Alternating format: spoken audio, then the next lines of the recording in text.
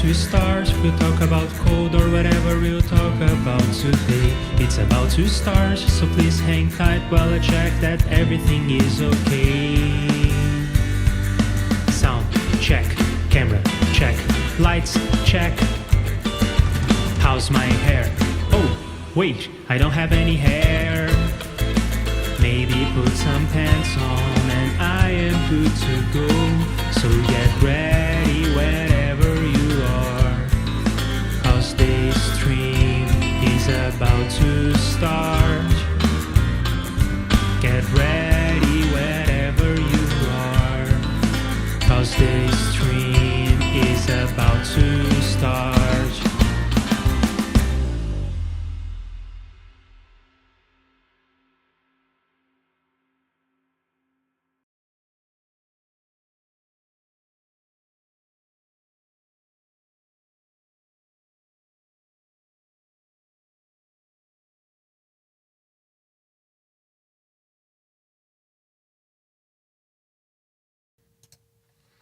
Hi, I'm Leandro Facchinetti, and let's build some hardware together, shall we? Something different today. We have been working on code for the longest time. Thought I would do something different and fun, and by no means I'm an expert on this. So really the point is that I'm going to be practicing some soldering, and you all are going to teach me how to do better, because I know that some of you have more experience than I do. Let's jump into it. Here is the thing that we are going to build. Bam. So I was looking for a project that would be analog audio kind of thing, because we do enough software and digital things on this stream. And I found this kit, and I was buying some parts on an electronics store, and I found this kit that is a VU meter, and it's that the simplest thing that you can build. It's a VU meter, and I am realizing now that there is a huge lag on my second camera. That's so annoying. I wonder if I just disconnect and reconnect the cable, if that helps it. Because I am showing stuff here on my desk and it's not updating in... this second camera using OBS Camera, the app for iOS, it is okay, but it's not perfect. Hey, it's back. Anyway, it's this little kit that was inexpensive, and it promises to surprise your friends in the disco, which I'm all in for, because I want to surprise my friends at the disco. It's saying this accessory may not be supported. Yikes. Yeah, there will be a lag of about 5 seconds between what I say and what I am showing. Maybe someday I will buy a second camera that is not an iPhone, but that day is not today. And before we dive into what's in the box, let me say hello to Mage and Tail and Bo. It's great to have you all here. I hope that you teach me some electronics and soldering skills. Anyway, so the point is that I'm going to be practicing some soldering skills, but let's see what comes in the box. I guess the intent is that there will be this little box that has a microphone in it, and the microphone will be picking up the sound and showing the level of the sound in these LEDs. And what comes in the box, I actually already opened the box before. It may seem as though I'm opening it for the first time, but that's not true. I opened it before because I wanted to see if the project was even viable. And it seems to be. It seems like everything is in here. And they said that there would be a manual in the box. That was not true, but it was easy to find the manual and print it. So I think we have everything we need. Let's check the parts. So there is the enclosure. Probably we want to use that last, so I'm going to set it aside. There is the PCB. We are going to be stuffing that PCB. And we will also try to look at the circuit, because not only the manual includes the step-by-step instructions on what we need to do, but it also includes the schematic for the thing we are building. So we'll try to look at this schematic and see if we can understand what's going on here.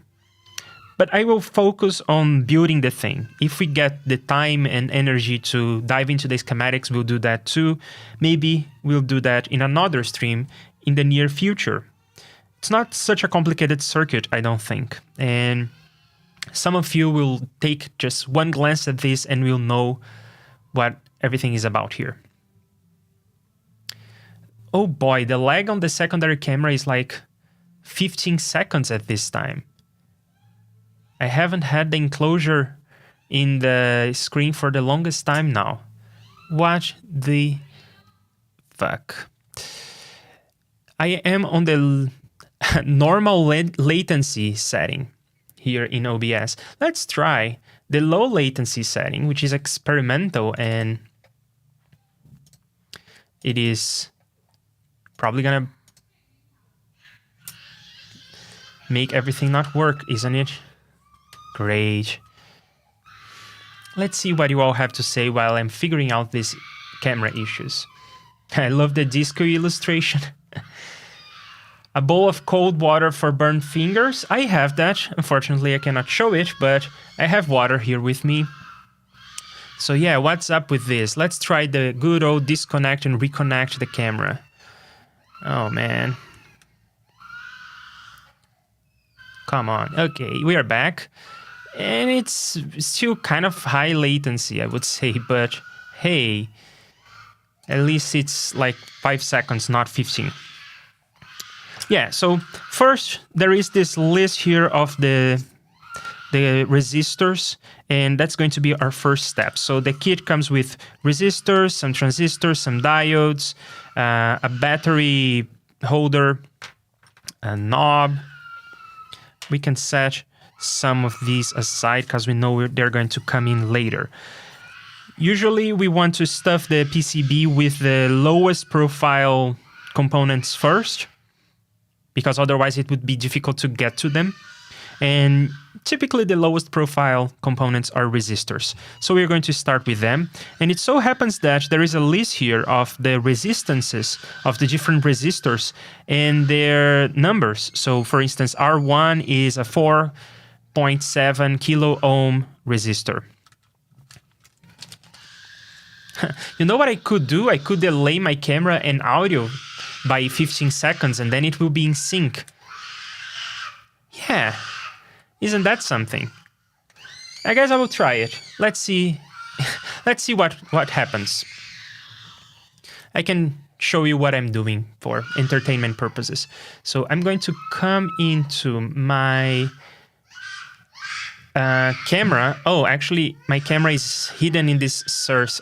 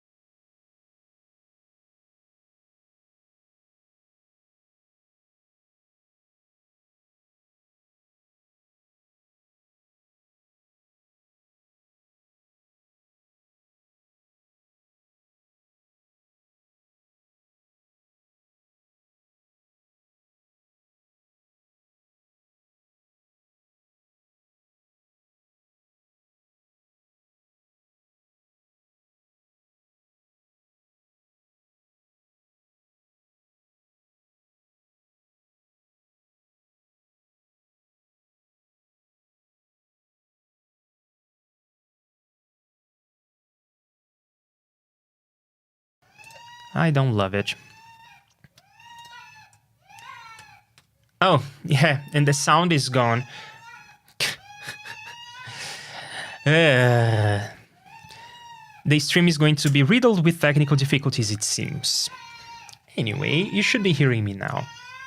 I see the meters moving in OBS.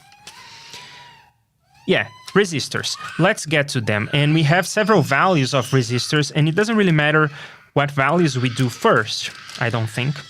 So let's just get all the resistors, and I could go by color. They have here the color code. So for instance, 4.7 kilo ohm is yellow, purple, and red. And I could try to find the colors, but really it is kind of difficult to tell. They are sort of similar. If you are experienced in doing this, you'll probably glance at a resistor and you can tell.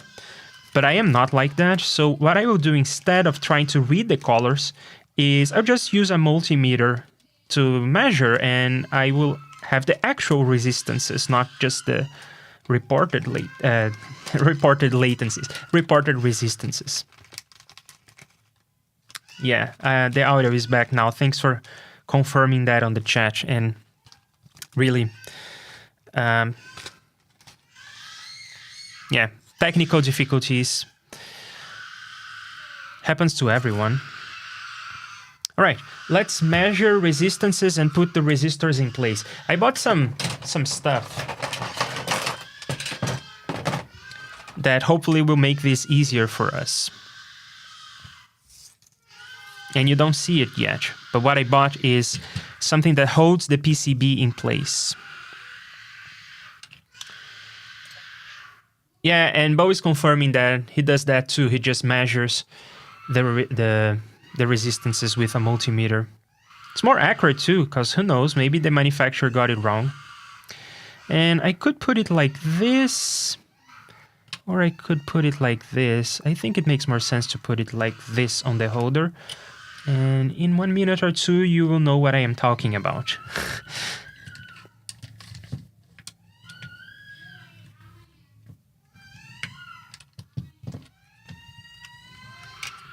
Oh, I'm feeling fancy with this. Cool stuff. And let's get the multimeter. Go into resistance mode. And what I will be doing is I will be measuring the resistance of each resistor. I will look it up on the little table that we have on the manual, and it will say something like R1. So I'm going to look for R1 on the PCB, and I will put it in. And I guess I will put all the resistors in one pass, because it's kind of repetitive work. And there is already one that I know the resistance of, just because it comes like there are, what, 10 of these, I guess. No, just 6 of these, but there are more of this kind. So I know that this is supposed to be 10K. I will measure anyway, just to be sure.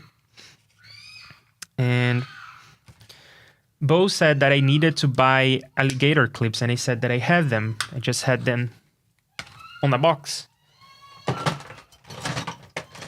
Well, I got them from the box now. And it's kind of interesting that I'm narrating the things I'm doing, and you're going to see the things I'm doing in 20 seconds. What the hell? So here you go, Bo. The alligator clips.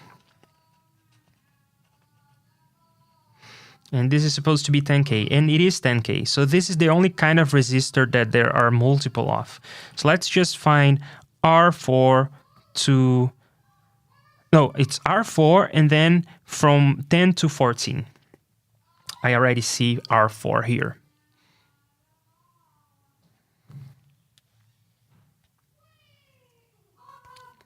Bo also said that I needed to buy tweezers, and that's what I did. I bought a whole bunch of them. They come in all shapes. I'm not sure I know what all the shapes are for. It seems like there are these specialized tweezers for specific things. I'm not sure. But for this, I think I can just use my fingers. So it's going to be R4. And what I'm going to do is just place them in the... Oh, it's the first time I'm putting a component in a PCB in my life. It's so exciting. So what I'm going to do is just put them there and bend the legs behind the PCB so that it stays in place as I rotate stuff and whatnot. Right, now let's find our 10 to 14.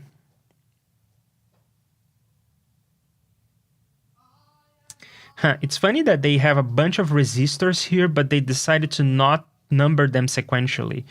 It may make sense in terms of the schematic. It does make sense if you look at the schematic, but it does not make sense when you're building the thing. Anyway, where is R10? It is the first resistor up top. So because of that, I will have to hold the PCB this way.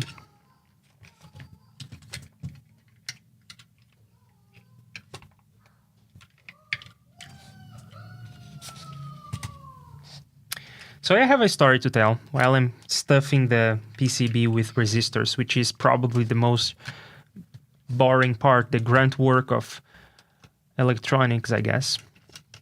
So we have this water here. Ugh! My soldering iron was burning its own cable. Fuck. So we have a water heater here, and it is electronic. It's not, doesn't use like gas. It's electric. And it even has this, oh, I see. I just have to do like R10 and then skip one, R11, skip one, R12, skip one, 13, skip one, 14. Okay, so it sort of makes sense. When I was looking at it sideways, it didn't seem as though it made a lot of sense, but it does. So yeah, electric water heater. And for whatever reason, they decided that it needed to be like smart. Our version doesn't have this, but the updated version even has Wi-Fi. So you can connect to the water heater and set things like you can like program things to be more efficient. Like maybe it heats water when you are about to get home and take a shower, and you can program these kinds of things, which is completely overkill. Why would you want such a thing? But anyway, yeah, it has this this front panel that is fully digital. For no good reason. Doesn't have to. It's like 5 buttons that turn temperature up and down, turn it on and off, and I guess turn on the antenna on the new versions.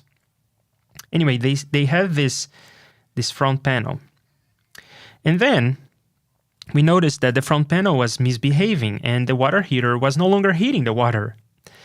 The front panel was just non-responsive. So we said, well, let's find someone to repair this. And then the first person that came, supposedly a technician, he was like, yeah, this is the kind of issue that happens sometimes. And now I see that the colors, it doesn't matter if they align, the resistors are not polarized, so it doesn't matter. It doesn't matter in which orientation I put them. But it would be nice for the colors to be in sync, so I guess I will do that. For the colors to all be on the same side. Come on, hold it in place. And the issue that the water wasn't heating anymore, and the issue was like the front panel would be completely unresponsive. And I noticed that I was doing all this work off camera. Now I'm doing it almost on camera. Now I'm doing the work on camera. You will see in a couple seconds. It will be much better.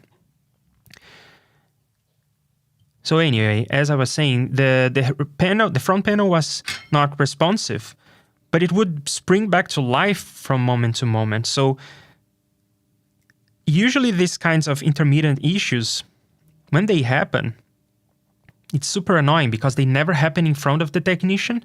Well, I was so lucky. When the guy arrived, it was almost like a dance because I was explaining to him like, sometimes it works. And then the water heater started working. But it wouldn't work for long enough to heat any water. And then it stops working, and then the water heater stopped working. It was like magic. It was great. And still, the technician said, well, it's the kind of issue that is difficult to diagnose because it only happens every so often. So there's nothing I can do about it. Sorry. Would you pay me 60 euros? And we were like, nope, we'll not pay you. Get out of my house. Oh, I did it again. I want to reverse this. And the lag is so huge right now that I think I will just disconnect and reconnect the camera. But I'm just stuffing the PCB. You should be paying attention to my story. A super interesting story right now. Oh, come on, OBS. Would you be so kind?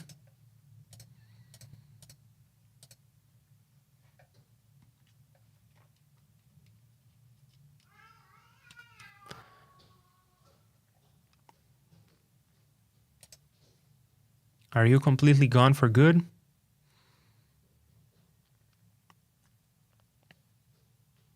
We didn't pay the guy 60 euros.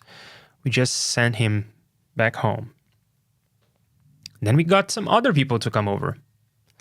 And they saw the issue and they said, yeah, no, we know how to fix this. This is a problem with the controller. The front panel isn't working.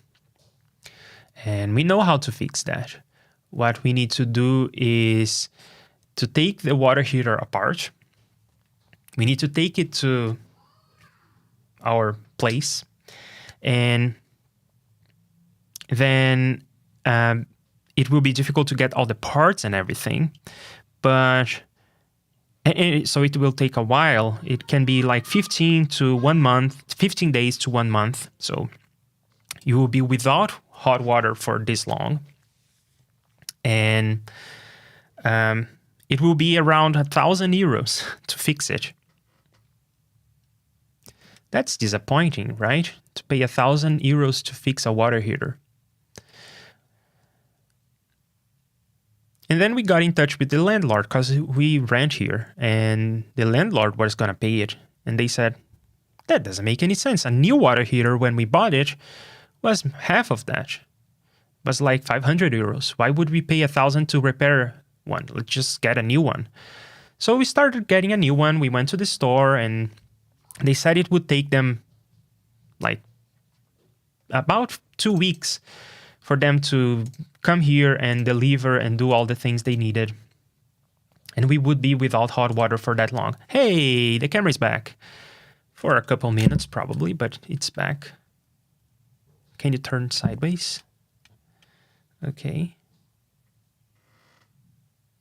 Nope, it's already lagging like crazy.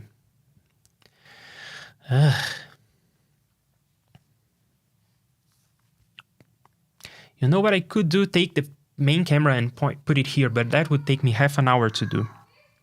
Let's just blaze on with this shitty camera that we have. Or you know what? I could perhaps just try to load the iPhone screen as a source in OBS. Let's try that. Add display capture. Is this a thing? Can I do that? Can I add a display capture that is like an iPhone? No, that's not a thing. But you know what I can do? You know what I can do? I can just share my screen. And I can go to QuickTime. So here is the ghetto solution for the problem I'm having. Open QuickTime, new, I want to say movie recording, but I forget. Oh no, this is me in real life with the green screen and everything. Then switch to iPhone.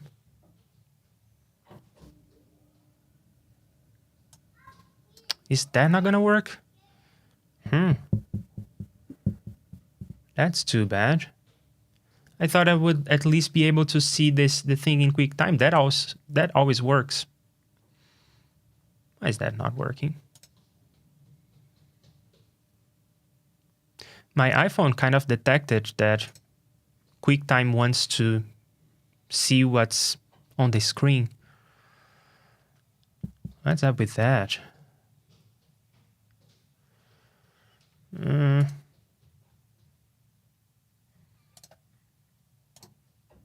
New screen recording? That's not gonna work. Yeah, no, that's not how this works. Come on. Why are you like that in front of my friends?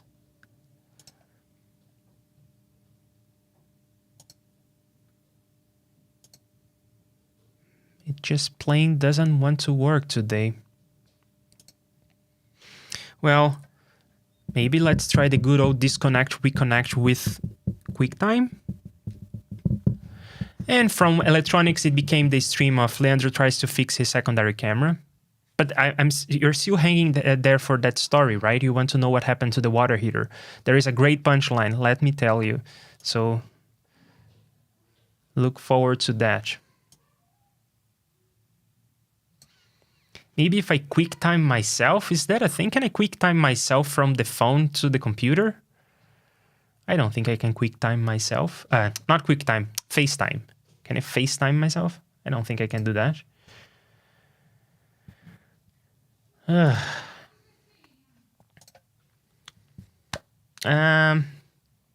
But we're saying it's way quicker than trying to read the colors and much less chance for errors. Yeah, I think that the colors are mostly for when you're looking at an existing circuit and you don't want to take it apart to measure. So if you try to measure the resistance with the resistor in the circuit, the measurement will come out wrong. So what you do is read the colors, I guess. And remember, the LEDs and electrolytic capacitors are polarized and need to go in the right way around. True, yes. Resistors don't need that, but LEDs and even the battery and the microphone will need that. Dry joints cause a lot of intermittent problems. The solder doesn't wedge the tracks and component wires properly. Remelting the solder joints can solve a multitude of problems. True. Let's get back to this QuickTime fiasco.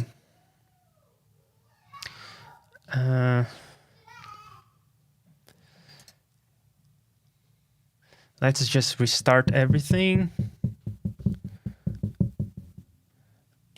Disconnect the camera, disconnect the cable, disconnect. Get out of the house, come back in, and hey, we have a screen. And hey, I am typing my password live. Great. Awesome. We have something. The camera opened. And there is a huge lag now on QuickTime. What's up with that? Is there something wrong with my cable, maybe? Am I blaming the wrong person here? Because I was about to blame OBS camera.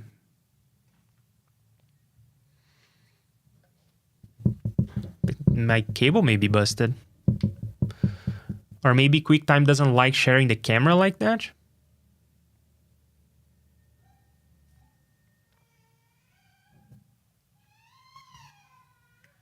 Oh no.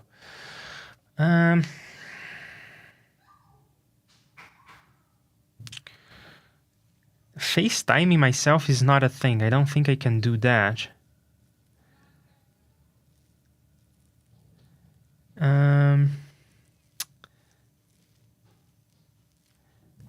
This cable may be busted, so I can try another cable.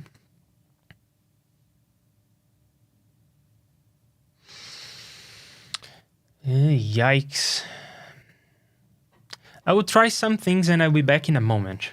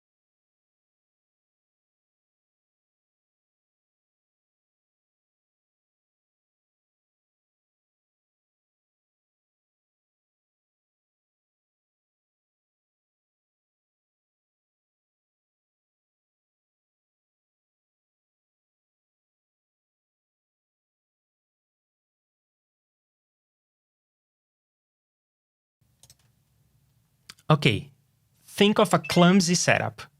Think of a clumsy setup. But here we are. We have a camera, and it is not lagging. So, hey, what we are doing is we are on a FaceTime call between my wife's phone and this computer. Thanks, wife. And you can actually see me here on the lower corner against my green screen and everything. Gotta love that. And I, of course, have to keep this open, but I also keep the chat here on the side. Doesn't hurt. And thank you to people who are still around after all these technical difficulties. You are the best. Yeah. All right, let me double check that. Yes, we are streaming the screen. Everything is going to work now. Great. Let's continue stuffing the PCB with resistors. There is only R14 missing for the 10K. And I'm going to continue with my story. So the second people said it would be €1,000 to fix the water heater that cost like 500 new. So it decided to just get a new one. And even the people who would install the new one would take the longest time to actually do it. Like spending 2 weeks without hot water is doable, but it's annoying, certainly annoying. We took some cold showers, mostly just for fun, during this whole endeavor. It was quite interesting. I don't enjoy it. I don't see how people enjoy it. Makes no sense to me. Right, so all the resistors are in place here, the 10Ks at least, and I'm going to solder them now because I think that if I just leave everything for later, it will be too much. It will be too noisy. So let's get to this soldering job finally.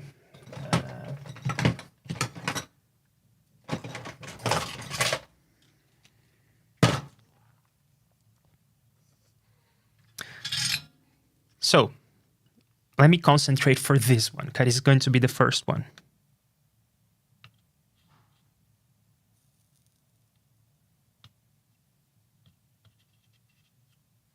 Okay, not bad. Nice.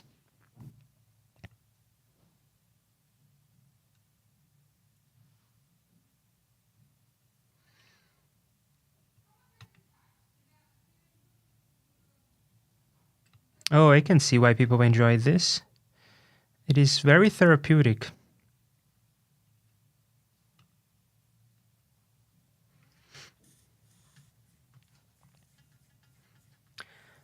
But then my attitude was, well, if we are going to buy a new one, why does it matter what we do with this one? I mean, the people who install it are happy to take the old water heater from you. But I thought, well, if we are going to do that, why not just open this thing? No one is willing to open the water heater, by the way. None of the repair people opened anything here. It's only 2 screws, I guess? 2 screws, and no one did it. So I decided I would just do it. My wife found the manual for the thing online, and we saw that it wasn't too hard, so we just opened the thing. And you know what we found? A measly PCB with it was very small, very few components, nothing complicated going on. And you know what we found there? In an inspection that took us like 0.5 seconds, and we are not trained technicians. Well, I guess neither are they. But we are not trained technicians, and I know very little about electronics. But we know what we found immediately. 0.5 seconds looking at the PCB, a freaking blown capacitor, an electrolytic capacitor was bulging. So we were like, why don't we replace this? I have one of those. I have a box of electrolytic capacitors I bought from an electronics store, and this particular one that is here, I happen to have. So let's just replace this one. We desoldered the old one. We soldered in the new one. 5-second job. Not 5 seconds.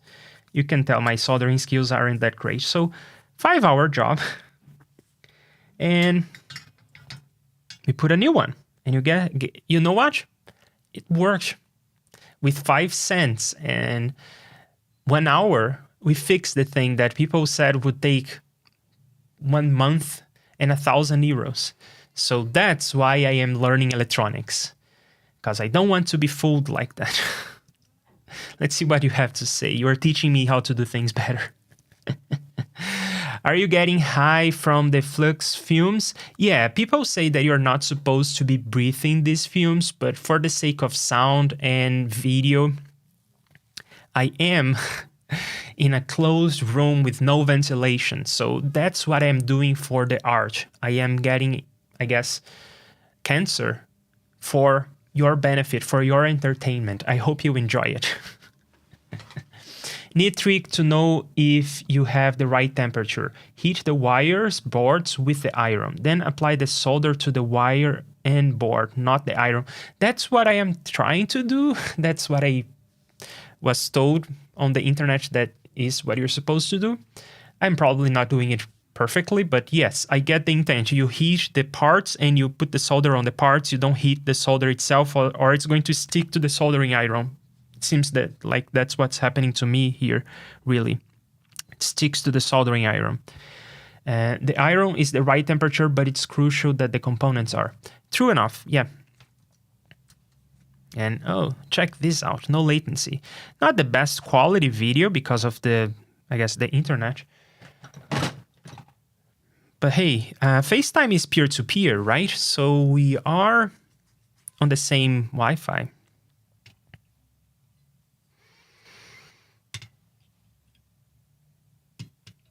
I don't know if FaceTime is peer-to-peer, but Skype is peer-to-peer. Or used to be. I don't know if it is peer-to-peer anymore. And I guess Zoom is not peer-to-peer.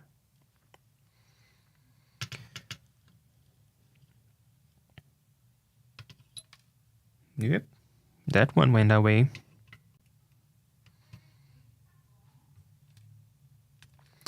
I am still like hyped about having fixed the water heater. So is the landlord who saved 500 euros. It is one of those small wins. Guys, I'm gonna take that one with me to the grave because it felt so good. I can see myself having issues. I think I breached some pads here with solder. I will get the multimeter and check for that. Perhaps I should have cut the legs before I soldered, because it seems like the solder wants to follow the wire, and I put the leg like next to the next pad. And I don't think that this PCB is specifically like designed with beginners in mind, even though it is a kind of a beginner's project, because I don't think that PCBs that are designed for beginners have so many pads next to one another. But you also want to keep the footprint small, so I don't know. Yeah, this one is not looking good. I guess I will... You know what I'm going to do? I'm not going to check step by step. I'm going to finish stuffing things in, or at least some stuff. And I think I have too much solder. But I'm going to finish like stuffing some other things in, and then I will check everything and fix everything in one pass. You can run the risk of producing cold solders. True. Yeah. Right. So we did all of these resistors, the 10Ks. Now we have all of those resistors are just arbitrary values. I don't think there is just any one of them that is the same as the other. So let's break out the good old multimeter.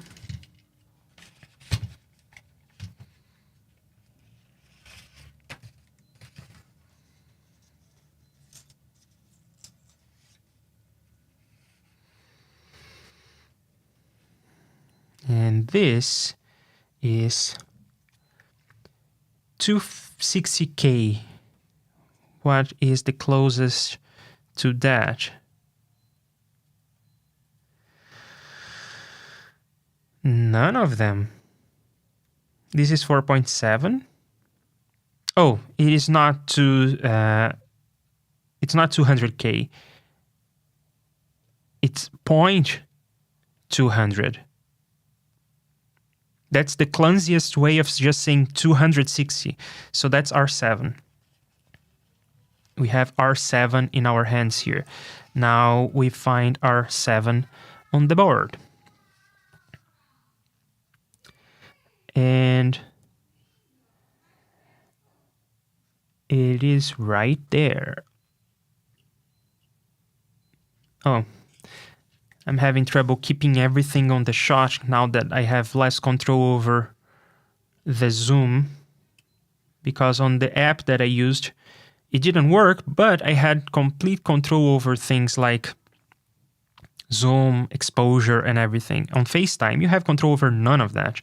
I don't think I can even FaceTime with my green screen stuff going, because I would have to use OBS virtual camera for that. I don't think that FaceTime supports that.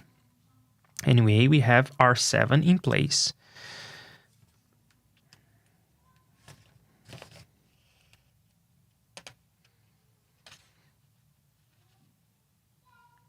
This is giving me 460. That is R5. And how about you all? Do you do this? Did you do these kinds of kits? Because some of you are like experts in these kinds of things. But did you start with these kits, or how did you get started and why?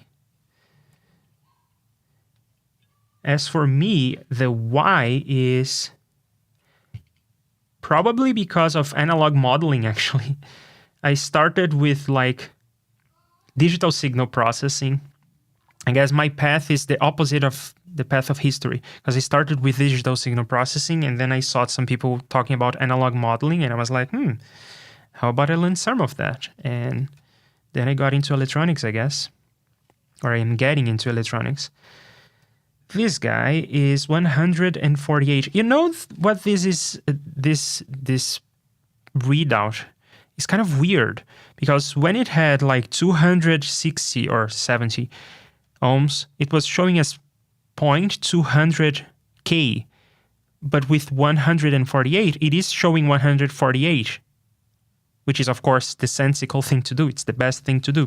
Why was it showing me 0.200K? That makes no sense. Anyway, 450, that's our age.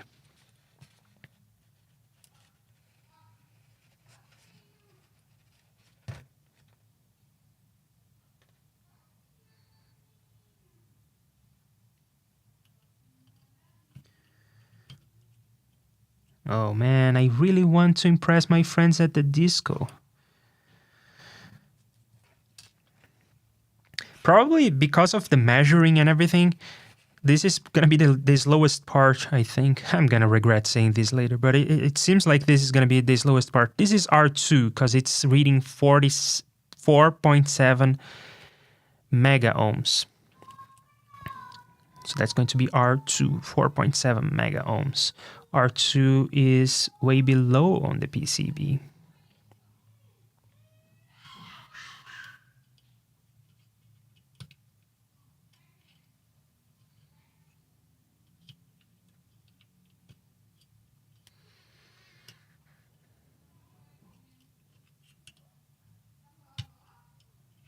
Hey, it's there.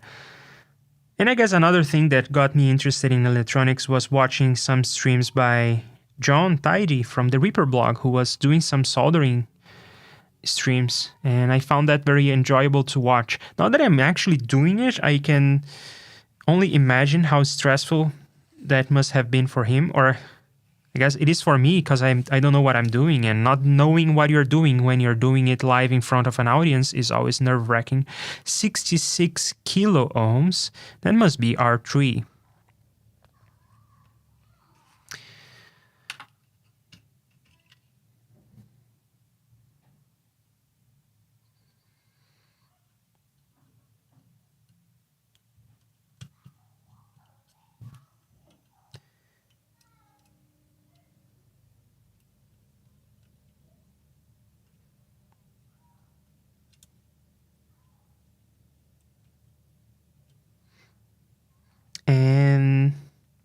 Is it time for me to turn this around and start soldering again?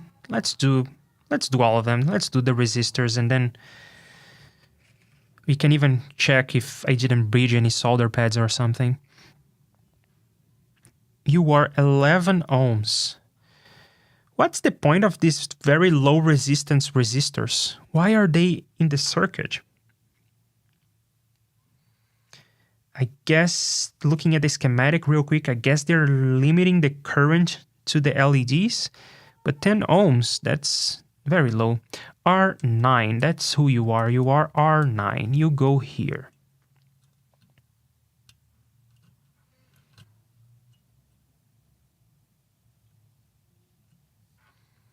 And only 2 more to go, and then I will read your stories. I can see them popping up here in the chat. You are 4.7K. You are R1. I see where you go.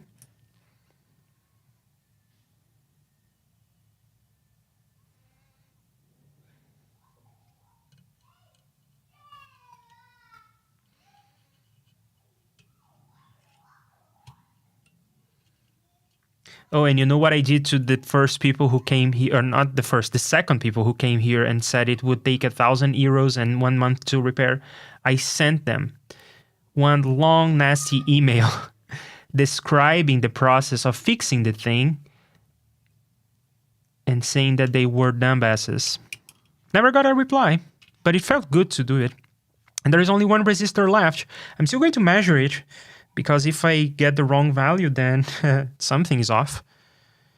But I could just put it on the R6 spot. So let's see. R6 is 390. I expect to see 390. Yep. And again, he did that weird thing of showing me 0.390K.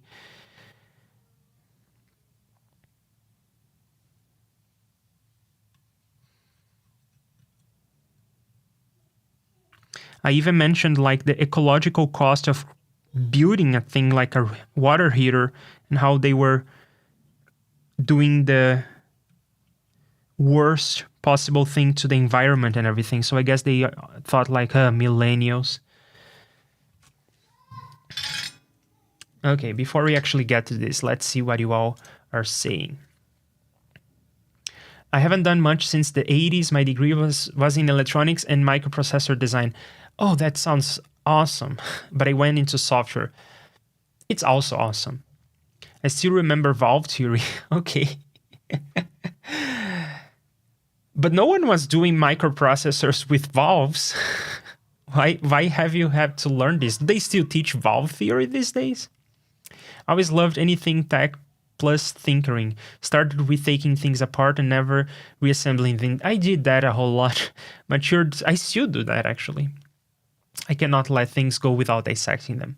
Matured slowly into fixing and building stuff. Fair enough. And you did do some design, right? I remember you saying you dabbled in the design of crossover filters for speakers and that sort of thing. Resistance is relative. 10 ohms is only low relative to wherever it's connected to. Yeah, so I do have a question for people who know more about me, which is almost everyone. And that is, when you're doing something like a voltage divider, it does not matter the absolute values of the resistors. What matters is the relative values of them, the ratio between them. So how do you choose? How do you pick? Because it seems like different places require different resistances, and it makes very little sense to me as to why. Yeah, so am I going to take my own advice and clip the legs before they bridge stuff? I don't know. I guess I would just continue with this. Let's see. Wish me luck.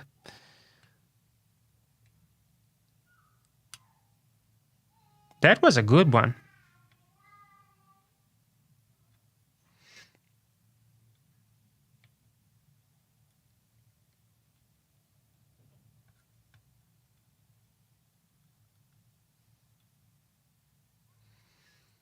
What's that supposed to be bridged?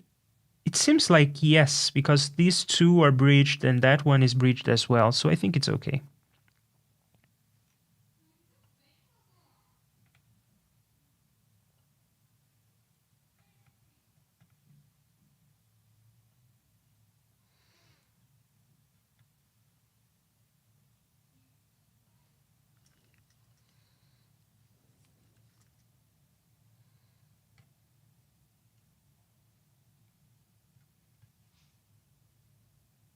Yeah.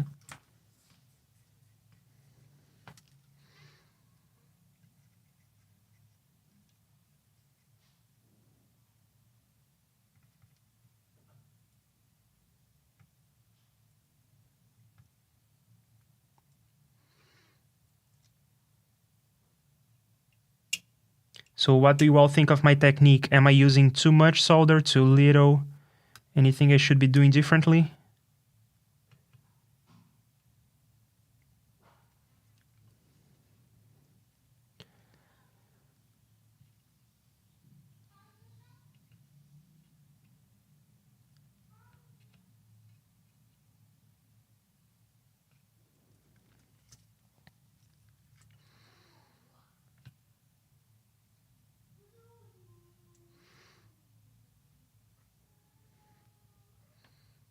Seems okay to me.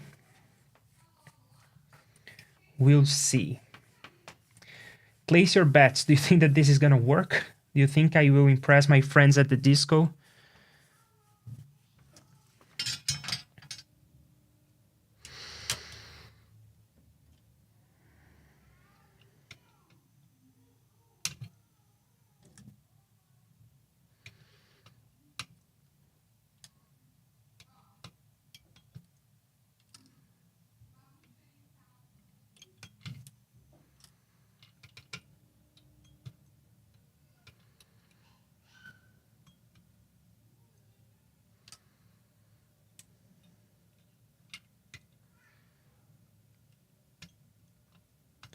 It is a bit difficult to trim the legs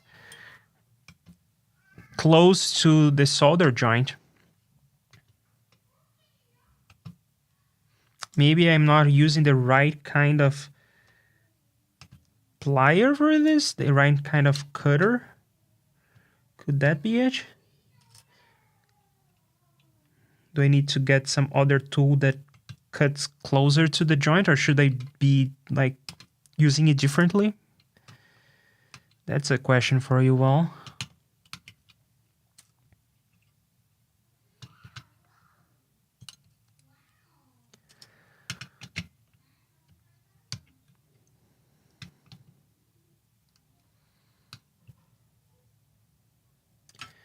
Okay. Some joints seem to have more solder than they should, like this one. Oh, you want to be turned off. So I can try to remedy that, or I can just let it be, because I don't think it's not going to function because of this. Everything in here seems okay. Yeah. All right, so we did step one. That was the resistors, and I think it was probably the longest and most tedious part of this. Let's do the diodes. There are 4 of them, and diodes look like this. They are, what are they? Here in the schematic, it will say the kind of diode we are dealing with.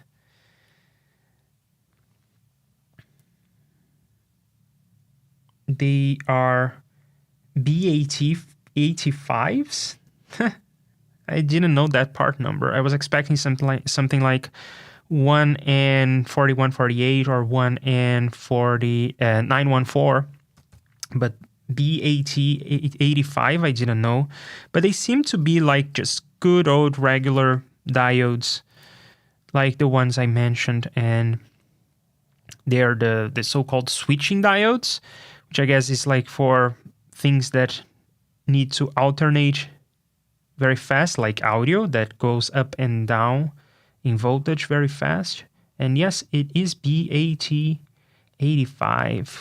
here it is, BAT85. I didn't know that part number. So here they are in the schematic. And watch the polarity, it says. Yeah, but there are 4 of them. They are all the same. We just need to find the diodes, and they are right here. And this little white marking is where I should put the black marking of the diode, which is the cathode, which is the negative side of the diode. And here comes the polarized stuff that we were talking about. If I do this the other way around, it is not going to work. And I guess the worst that will happen in this case, in this particular circuit, is probably it's not going to work. It's not going to blow anything up. But I guess in other circuits, it could blow things up because it would let electricity go in the reverse direction it's supposed to, and some components don't like that. They tend to, I guess, be disappointed and blow up if you do it.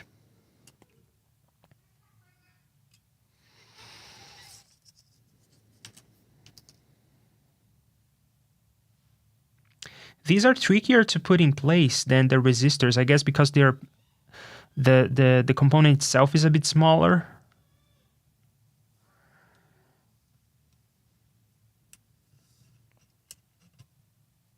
It's not hard, but it's not easy. Well, at least not for me with my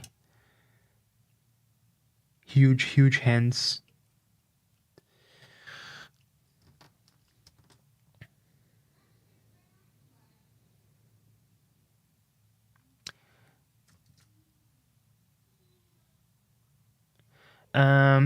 Juan is here. Hello, Juan. It's good to see you here on an electronics stream. You usually join us for the software stuff, and we'll be doing more of electronics on this channel. We will. Whoa, no.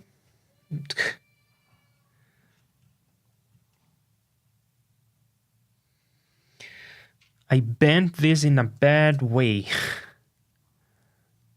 I bent this leg in a bad way. I don't think it will break, but I do have to strengthen it again.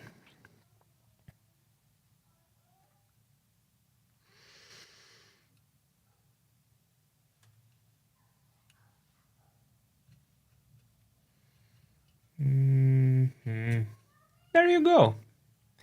Easy peasy.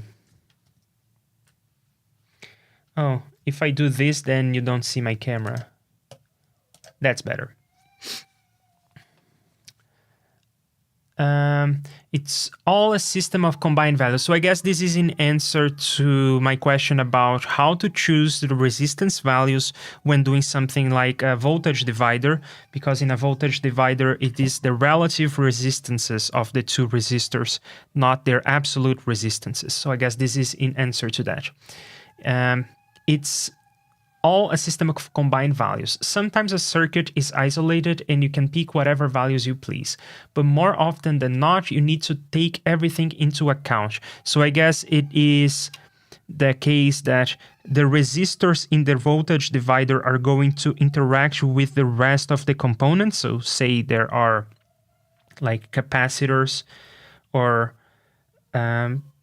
even inductors and whatnot. So there are these other components in the system, and then the voltage divider is going to interact with them. So you need to pick values that make sense. But depending on the situation, you could pick whatever and it would work. Interesting.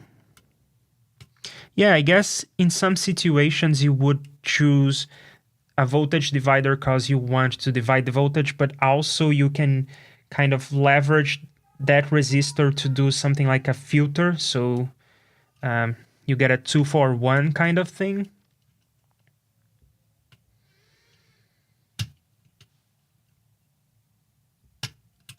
Yeah, D4 didn't want to get in there, but It got there. It got there. Okay. Let's get to soldering these guys.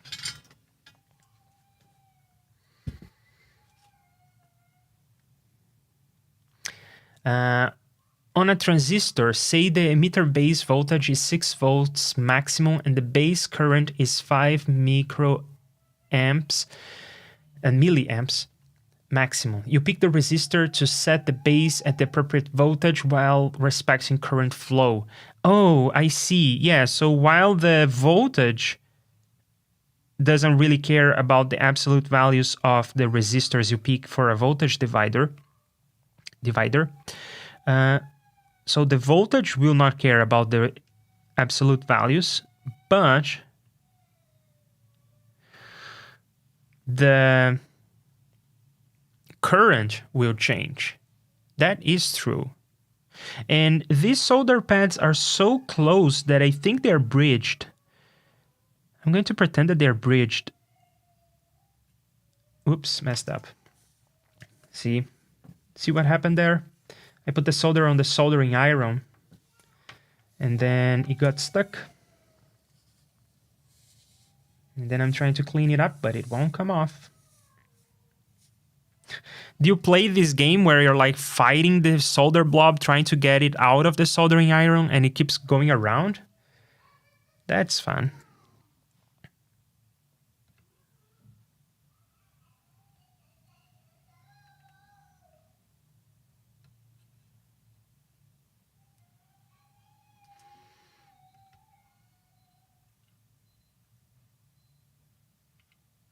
Hey, nice. Again, I'm considering that those two are bridged. That's why I did what I did. Just one big blob of solder for both. Probably not a good idea.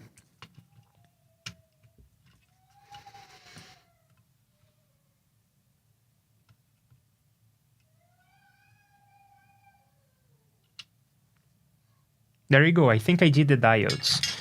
Let's cut these legs.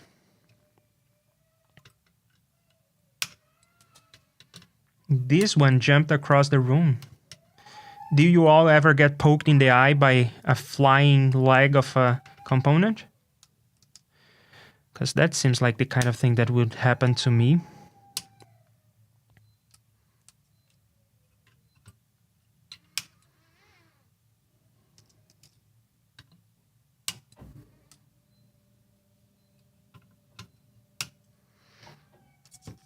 Okay, the next one is a trimmer.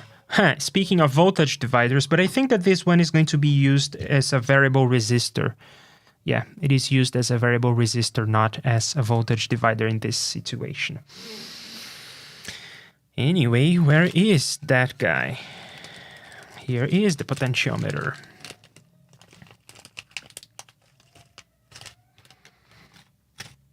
Where do you want to go?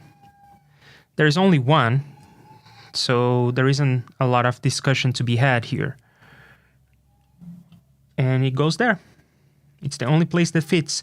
I will double check the part number though. It is RV1. Yeah, that's RV1. And then to hold this one in place, there is no like legs I can bend.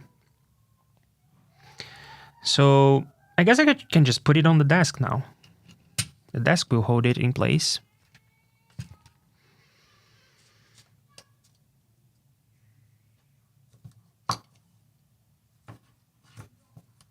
I need something that is just the right height. I guess the batteries are just the right height to hold this piece in place. Whatever, good enough. Let's do it.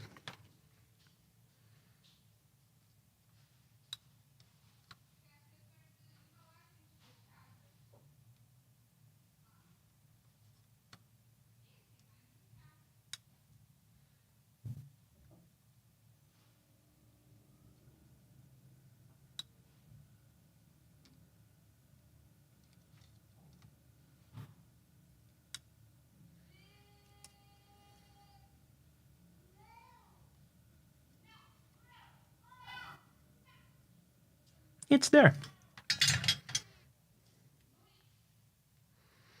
And it's not half bad. Nice. I'm way behind here on this chat. Hang on, that thing has a microphone. Can you wire a cable plus plug to it? I suppose, and we'll play around with this at some point. I'm planning on having... I guess I won't have time to actually do the analysis of the circuit because I am falling behind because of the whole camera thing. But I'm planning on doing another stream in which we understand the circuit.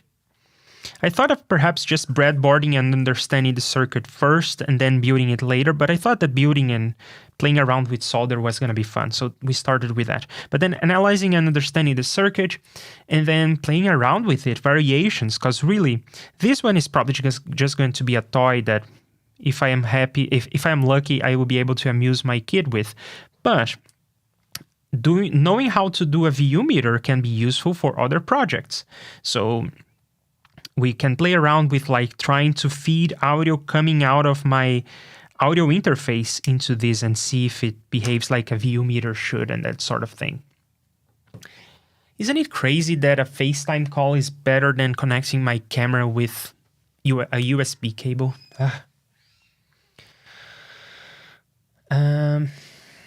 Yeah, but I think I would be able to plug a cable into it, and we can do all sorts of measurements to see the kinds of levels we are getting, because there is an amplification going on this circuit here, so we can see the kinds of levels delivered by the microphone alone, and then how much amplification we are getting by these two transistors, all of that, perhaps in future streams. Is it one of those electret mics? It seems to be, yes. This is what it looks like. It's one of those cheap electret microphones. I bet that if we plug this into the audio interface and listen to it, it will sound horrible.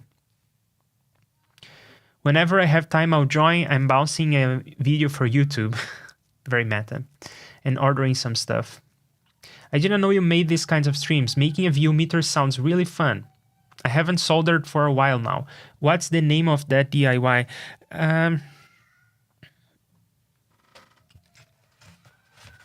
So yeah, it is a cheap kit I bought at the electronics store. It was collecting lots and lots of dust, so it's probably really old. In fact, when I looked up this part number, they said on their website, the manufacturer said on their website that this is obsolete. There is a newer version of this. It looks exactly the same. I don't know what changed. But I'm pretty sure this sat on the shelf for 200 years before I picked it up. It is what it is. Exactly. A guitar is a great example. The volume tone pots are voltage dividers. If the values of them are too low, the low resistance to ground will start to choke the pickups. Because the current generated by the pickups is very low. So if you take the resistors that are low as well, then all the current is shunt to ground and you don't get enough signal to drive the next part. So presumably the next pedal you have on the chain or an amp or something like that. Humbuckers have more wire and higher ohm reading. So they usually have 500K pots, where single coils use 250K. Interesting. So humbuckers generate more electricity, they generate higher current, so they withstand higher resistances. Interesting. The solder blob cooled, then came the dinosaurs. All right, the solder blobs, plural, are looking good. Let's do the switch. We have just one switch, and it seems to go there. Let's find it. Oh, and I will make my camera slightly bigger, like so. And it seems like this one wants to come here. Oh, that's a nice touch. They happen to have a little square here, a little rectangle here. and it happens to align with the default position that the switch came in. I mean, it could have come like this. Oops. Like this. But nope, it came like this. Fun.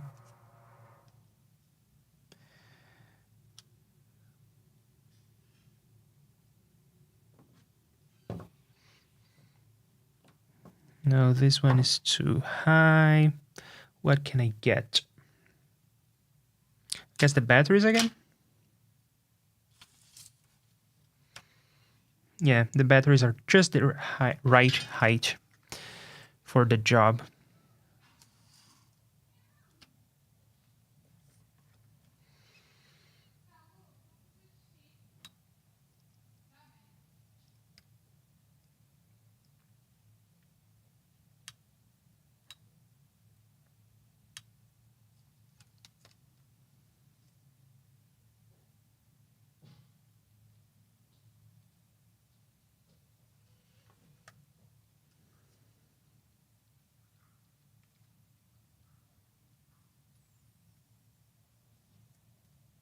I heard a sound that was like...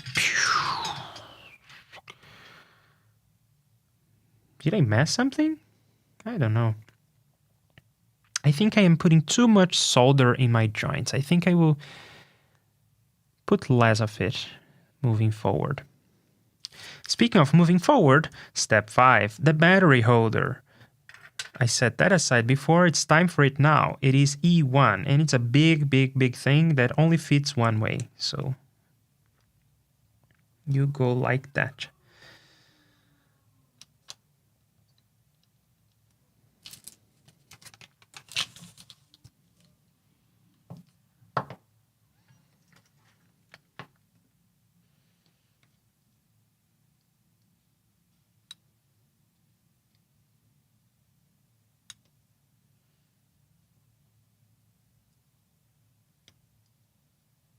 It's hard to put less solder because I look at the thing and it seems like it wants more solder, but I guess it doesn't.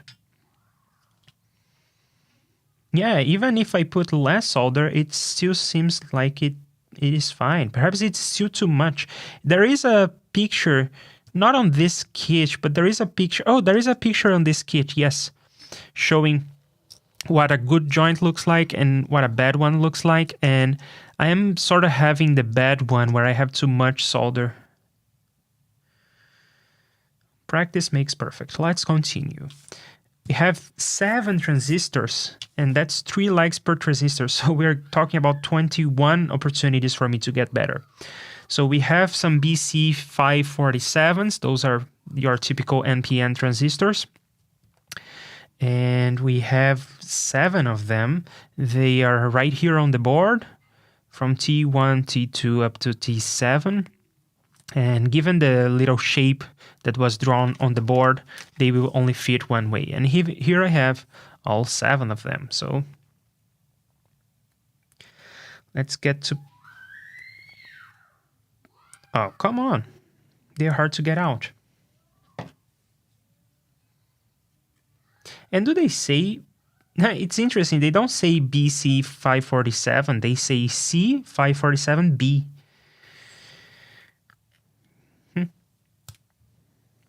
And they come off with the paper.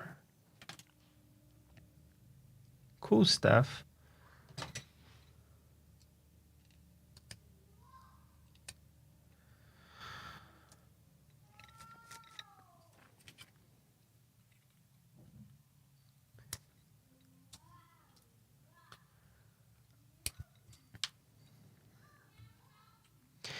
Is this because it's a really old kit? I think it is.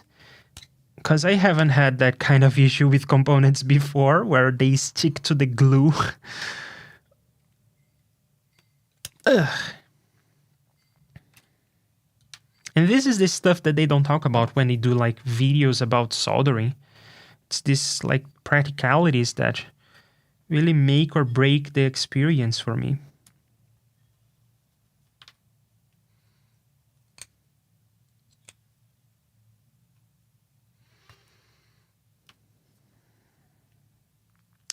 I think that my friends at the disco will come for the VU meter, and we'll stay for the stories about water heaters.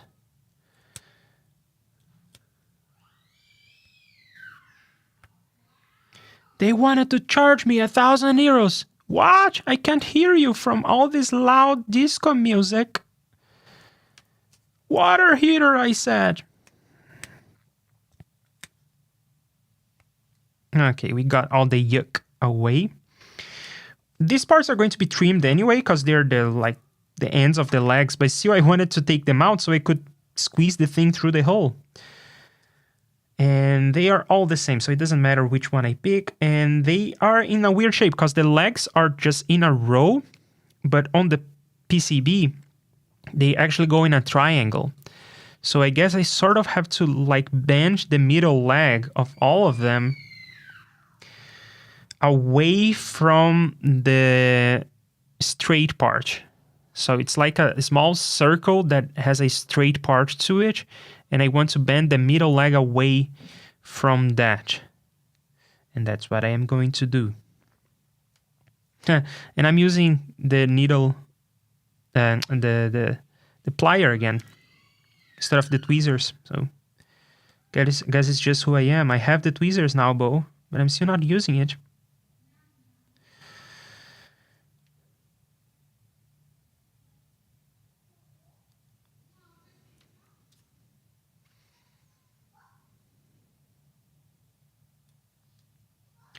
We are in step 6 of 9. We are almost there.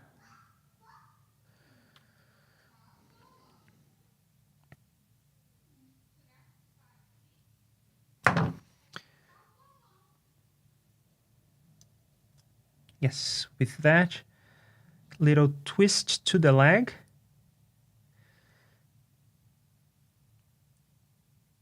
the transistor is ready to go to the disco.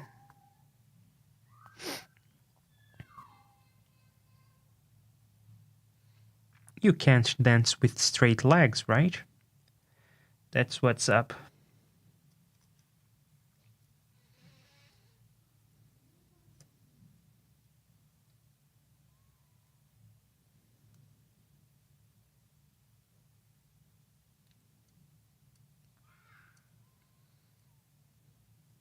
I could have been using my PCB holder, but at this point, perhaps I wouldn't even be able to attach that thing anymore because of all the components on the edges of the PCB.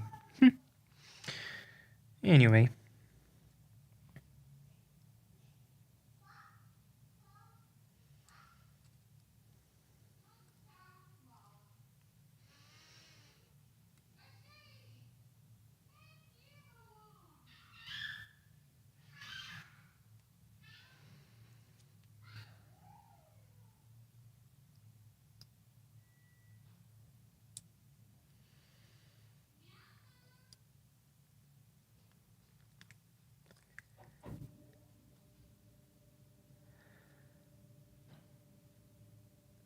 Let's see what you all have to say. I can see that you all are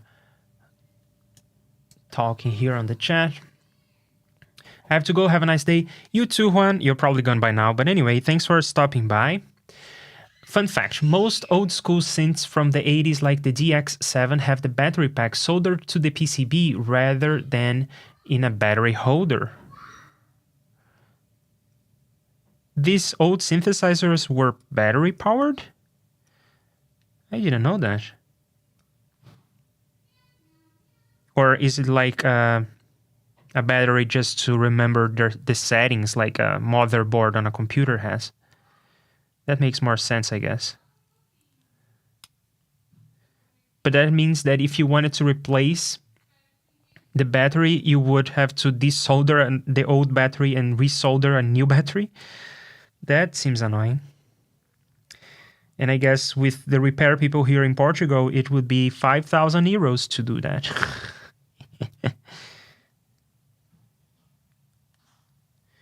In 2 months, you would be without your synthesizer for 2 months while they are taking care of soldering in a new battery. Oh, crud. I think I have obstructed a solder pad with my poor sloppy soldering from before, I think that this lag will not come in. We will rework that and come back to T6.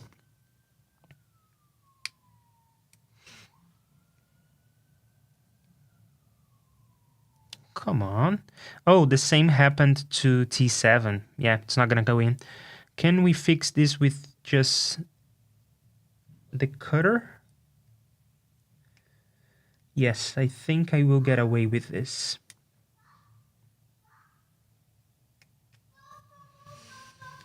For one of the two. I think that the other one is gonna need a little bit of desoldering. Yeah, T7 went in. But not T6. There is always one, like when you're putting furniture together, there is always one screw that doesn't want to get in. One leg of a transistor that doesn't want to get in. There is always one.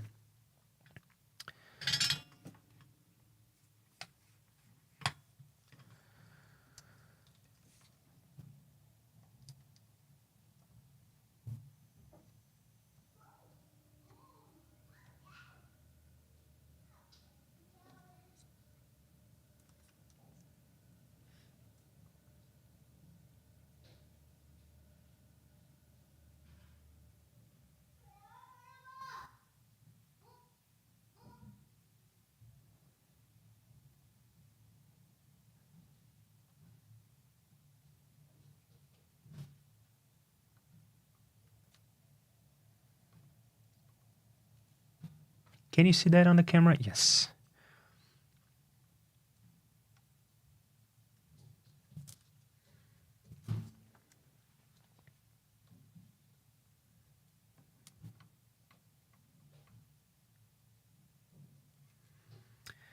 When I first started doing these kinds of things, I was super afraid of touching the PCB with the soldering iron, but I guess it's okay if you do that, right?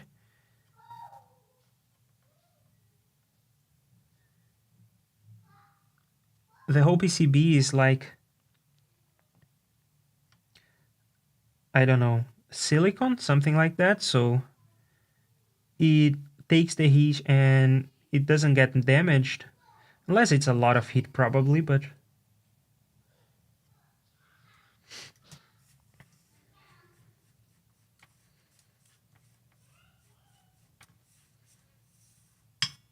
I will not make a habit out of it, but I will not stress about touching the PCB with the soldering iron.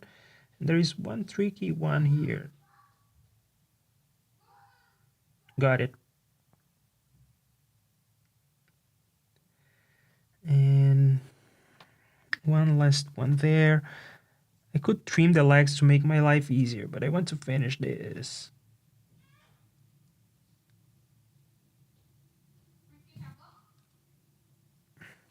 And while we are here, we need to take this one out of the way.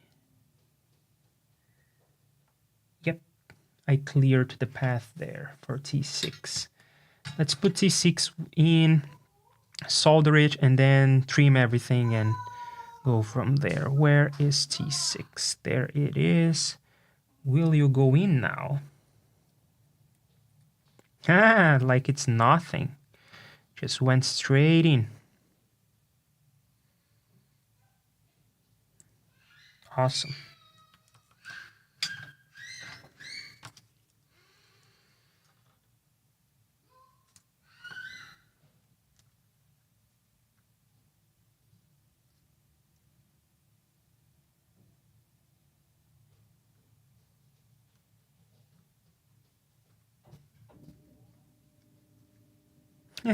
Instead of putting more solder, it was close to another pad that had some solder in it, so I just melted the thing and brought it over. I think it worked. I really hope that these are supposed to be bridged. Looks like they were. Yeah, the patch static memory was battery powered. Okay, like a motherboard, that makes sense. But soldering batteries does not make sense, not only because it's harder to replace, but also doesn't it damage the battery to like the heat and everything?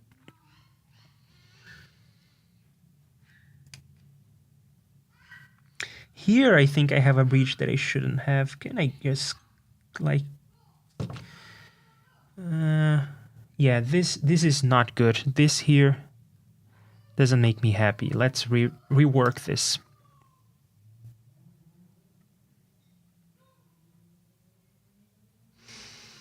It is looking better now, but this is a place where I want to double check with the multimeter.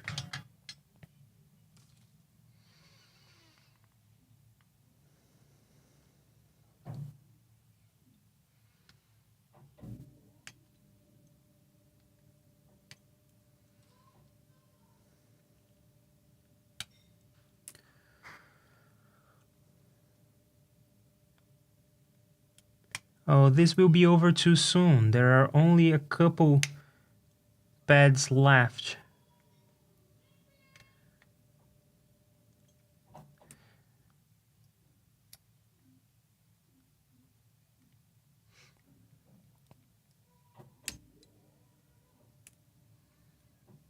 Oh, this pad is not soldered properly. That one is not making good contact.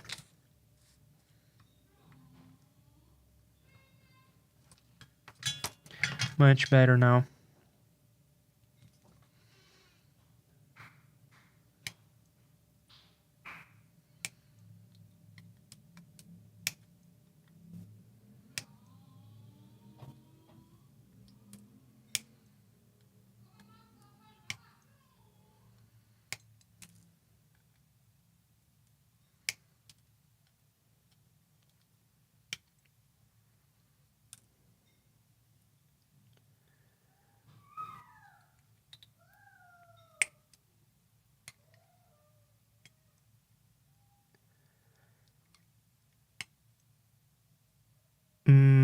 This is another place where things should not be touching.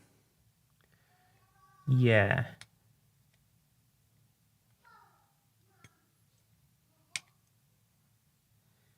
This should not be touching, and they are. Okay, another place for me to rework.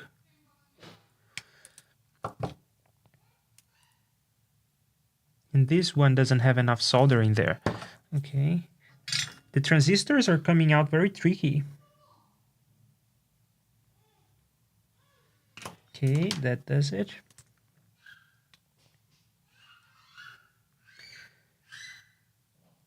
And then let's retry that one.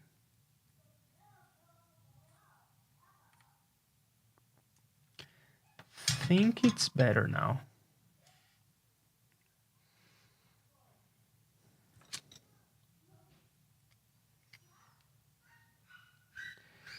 But I still want that lag to go the other way. Ah, all right. And this part here is a heck of a job. It's not looking good. No, sir. Can we do better? This whole idea of bending the legs of the components to make them stay in place makes sense, but then it makes it much harder to trim the legs later. I also see some people on the internet doing something like they have some sort of... I don't even know what they call it. But it's like this material that sticks to stuff, so you put the components in and then you stick the whole PCB on the blob, and then things stay in place. Perhaps I would like that better, because then you don't need to bend the legs. You boy. I have a place here where everything is touching. I sure hope that was supposed to be like that.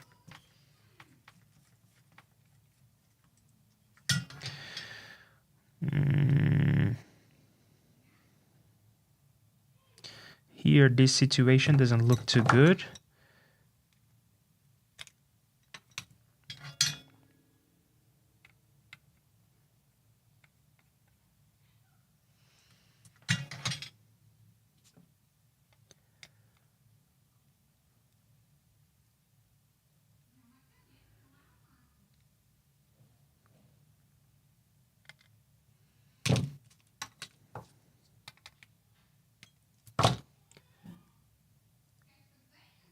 This doesn't have to be perfect. It's my first project. So let's just not have shorts where they shouldn't happen and move on. I think it's going to be okay.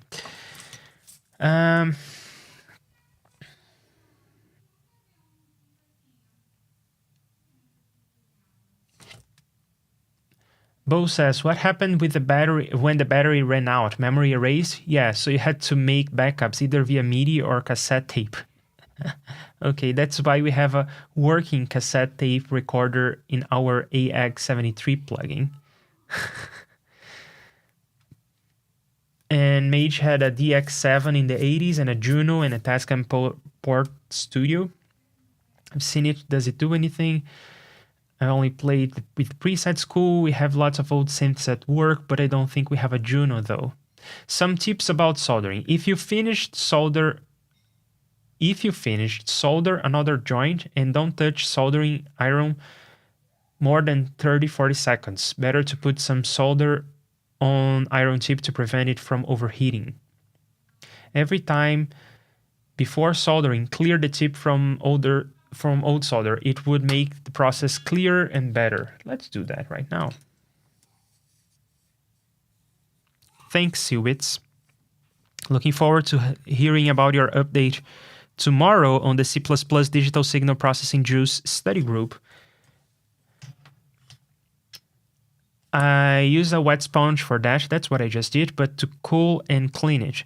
Plus the fizzy noise it makes every time is very pleasing. True, that is true. I hope it's coming across on the mic. It's probably not. We are on step 6, so let's do step 7, which is the microphone. That is very exciting. And this one is polarized. So I better have my pluses and minuses straight. There is only one way it can go in, so it's not that hard. There is this little tip here that makes the whole thing asymmetric, so it only goes in this way.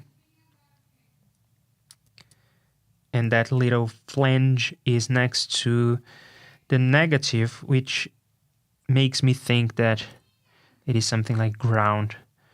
And this one just stuck in just by putting it in. It is there now. I don't have to worry about holding it in place. It's staying in place naturally. Nice.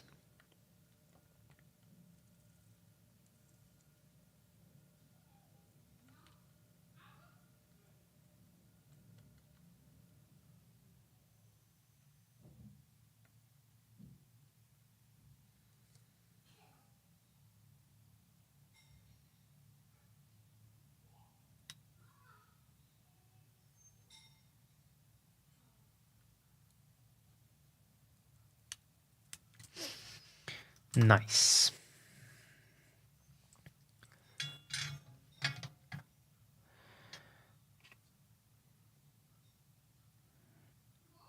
Looking like shit. Perfect.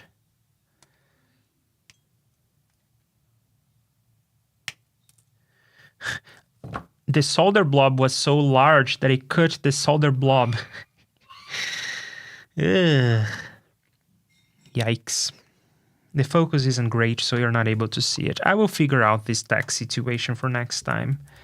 It was sort of working last time I streamed, so I thought it would sort of work today, but it didn't. Electrolytic capacitors, we have 2 types. We have 1 microfarad and 10 microfarad. Let's find our electrolytic capacitors, and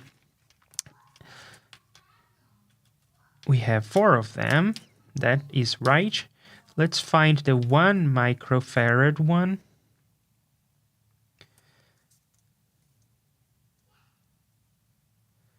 Hang on, that's 10 micro. Oh, okay. 10 micro. 1 micro. And 10. All right, so that's the 1 micro, which is C1. And pay attention to polarity because this one is polarized. So I will put the plus and the minus in the right location. So the PCB has a little engraving of where the plus should be And the electrolytic capacitor has an engraving of where the minus is.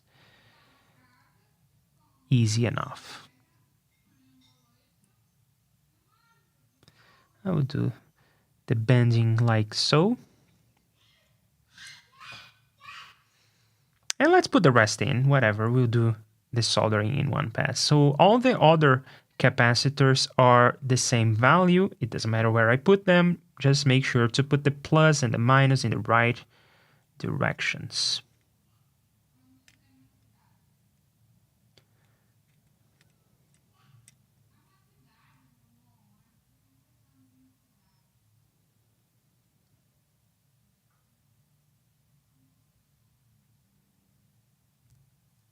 And I guess having all of them will help balance things so they stay in place.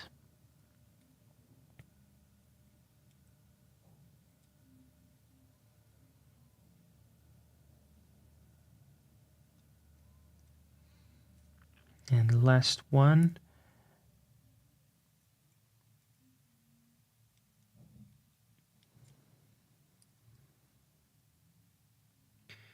And there they are.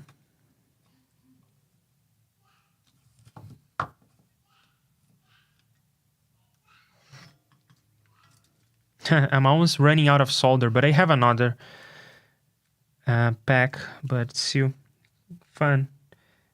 Making everything tense.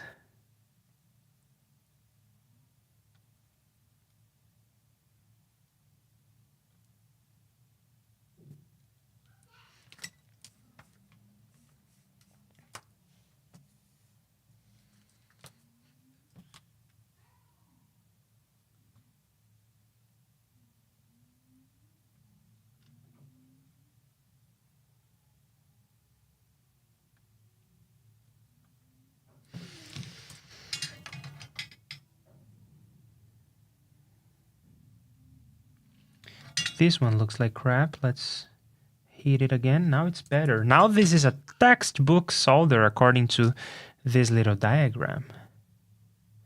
Fuck yeah. Oh, and it seems like the microphone is missing some solder here on this little tab.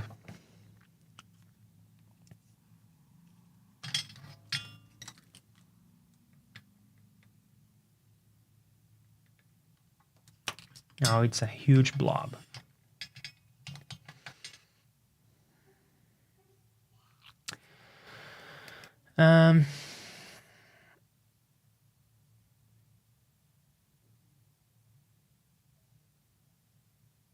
See what it says. Yeah, it's good enough. About cooling, I don't know. In my opinion, it's not best practice. Just before particular soldering. If you cleaned it, put solder on it, if it stays untouched. You're probably right. Okay. Yeah, some people say that you should be like tining your soldering iron after.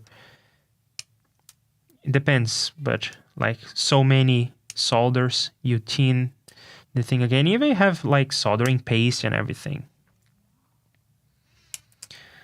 I will get to that, to the more advanced techniques. All right. Oh, yikes. Let's do the LEDs and then we double check everything, even with the multimeter and everything. So LEDs, again, they have polarity that I need to watch for and check the. I'm not sure it's gonna come across on camera, but this thing is like yellow. Is it rust? I think it's rust. It looks like rust, but it's the only component that has yellow legs like this. It just seems really old. Maybe it's not.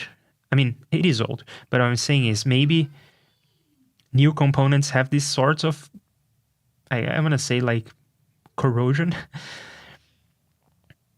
But it does look like this sat on the shelf for thousands of years. All right, LEDs will go here, and they are all the same. Just have to watch the polarity, but they do have some instructions here having to do with, I mean, the LED is the part that you are going to see. So it better look good. Like the transistors here are like, they're not super well aligned, as you can tell. And not even the electrolytic capacitors, though they're not terrible. I've seen worse. I think.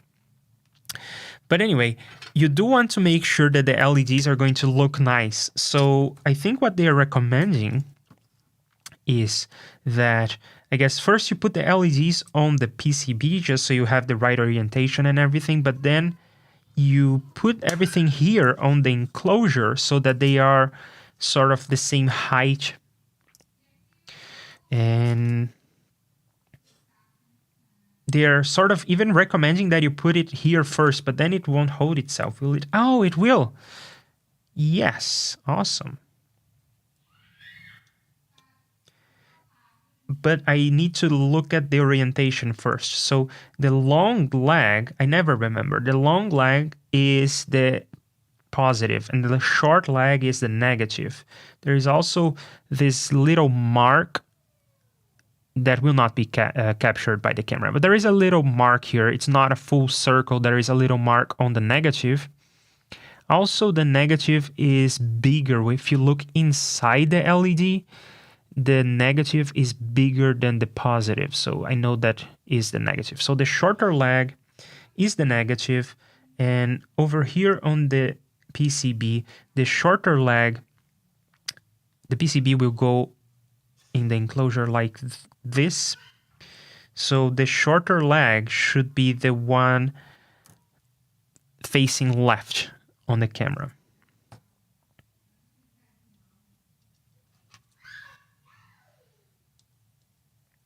I think it would have been easier for me to put the thing on the PCB first and then on the enclosure and then solder. Let's double check the lengths of the legs. Yes, I have all my shorts to the left. And I have all the markings to the left.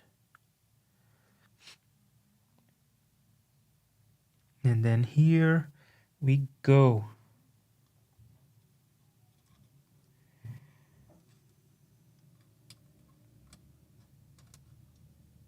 Yeah, the instructions are silly. There is no way I can fit all of them at once like this. The instructions are silly. It makes a lot more sense for me to just plug them in and then put them in the enclosure for them to be the right height. And it's much easier for me to check that I have the right orientation.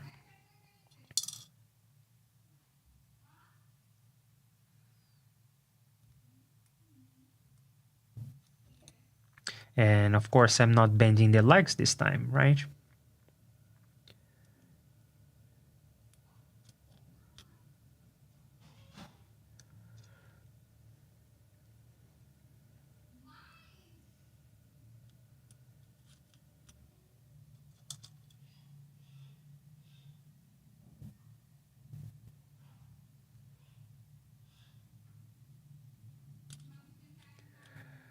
Okay, I have all of them in place.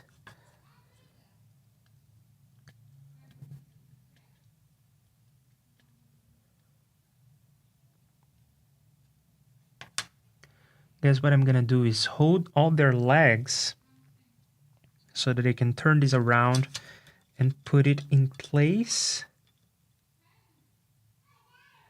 Well, that's just it.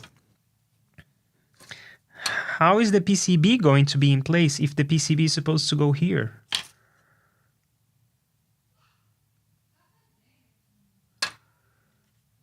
Right, it mounts on these little posts, I think. No, it does not. Oh, okay, so I guess I just put it there. Let the components, like the electrolytic capacitors, which are the tallest components, I let them determine the height of the PCB, and then I just release the LEDs and hope they fall into the right place. That's weird. Oh, I put them one to this side. Oh no.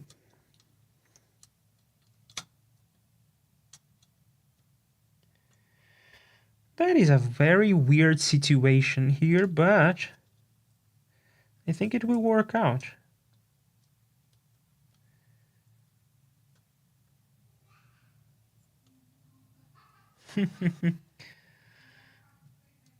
Okay, final check. All my shorts are to the left. All my short legs, not my short circuits.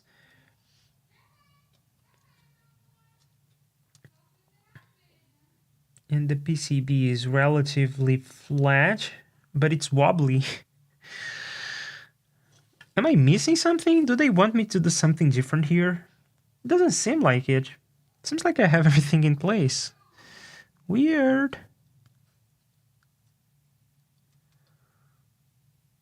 Yeah, let's just solder this and hope for the best.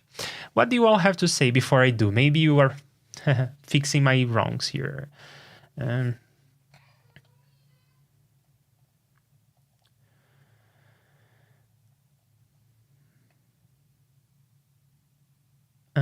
if you have modern soldering iron with modern tip, there is thin metal layer between heating element and tip body. If you let tip to overheat, that metal can be damaged, which what can lead to poor temperature transfer.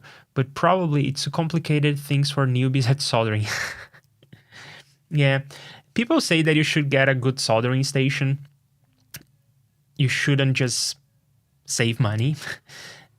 And many people say, yeah, I tried to save money and they ended up buying a soldering station. And I was like, what do they know? I'm going to buy those cheap soldering irons. I already bought 2 of them. I don't like them. I bought 2 of them and I don't like them. I guess I am going to buy a proper soldering station at some point. Just have worked 2 years on electronics manufacturing as PCB repairing engineer. Know something about it. Interesting. And Erkan is here. Hello. Have you memorized the color coding of resistors? That wasn't about that, so no. We only had SMD stuff. I wish I had a Juno. Okay, a lot of QFN packages, BGA, SMD. I know what SMD is, not the rest. Through hole was mostly connectors and capacitors. Mage says, me too. I have my synths. I gave my synths to my dad in the 90s, and he eventually sold them to buy a Hammond organ. Most crazy thing to solder was QFN124. I have no idea what that is. What model of Hammond? Something like that. Had burned a couple PCBs until I learned how to do this properly. A big one? I don't remember the model as he's passed away. I'm sorry to hear that. All right. While Bo is away from his keyboard, let's get the last tiny bits of solder in place. How do I even hold all this? I could use my helping hands, but it would be really awkward to put it in place. I guess I would just try not to touch the PCB too much.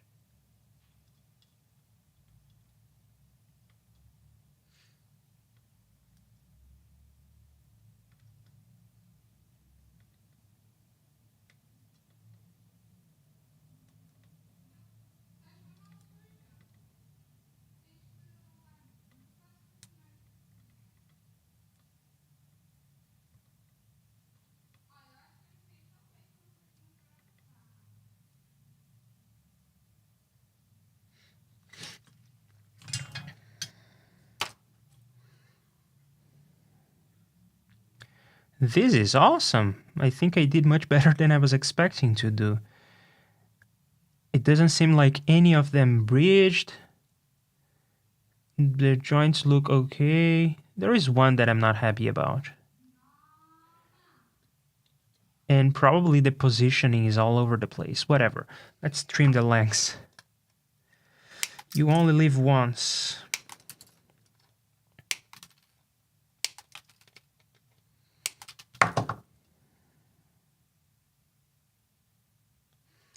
And let's try to get some of these legs to go away from the LEDs.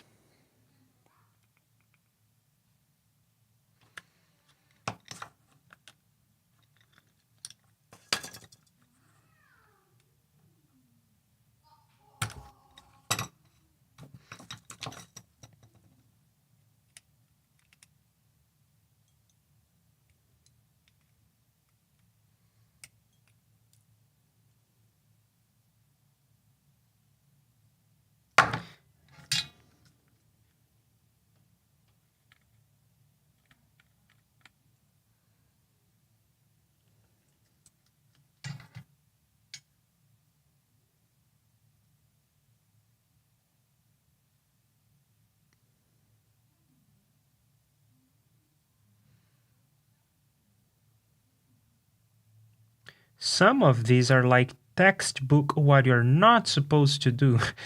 This is not supposed to look like that. Oh yeah, Seawitz is trying to post a link to the chat, and that's not possible unless go to channel, pin, report, hide, add moderator. Seawitz now is a moderator for your channel. Try again, Seawitz. I think that now you'll be able to. And if you're not, then post on Discord. And for people who want to join us on Discord, go to the link to my website in the description of this stream. And then from there, go to the Discord server where we all meet. And, you know, these are not looking great. And these are not like super aligned. And these solder joints don't look super clean. But hey, we finished. That was step 9. So the thing is supposed to work now. Let's go through a quick double checking step here of visual inspection, and I probably will test some things for shorts. What do you all think? Look at the PCB. Do you see something that doesn't look right?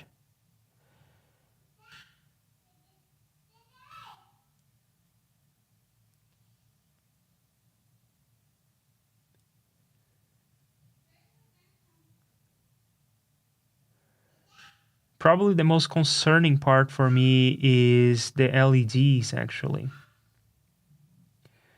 They are very close to the legs of the resistors.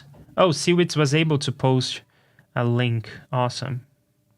While I'm here, let's make Bo a moderator. Let's make... I'm not gonna make everyone a moderator now. I will at some point, step by step. Couple bad solderings. True. Yeah.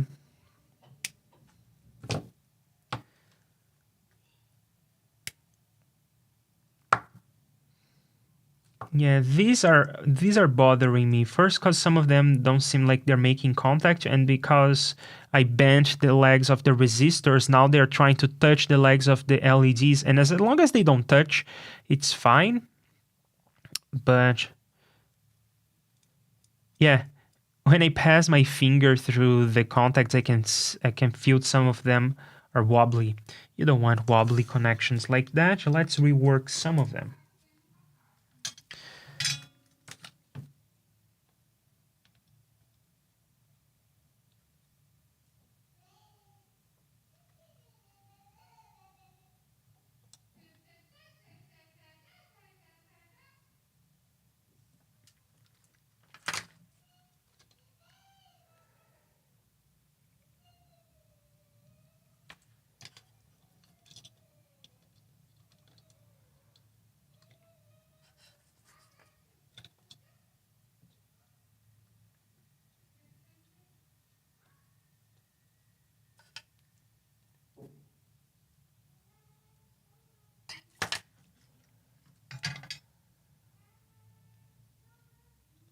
Ugh, burn my finger.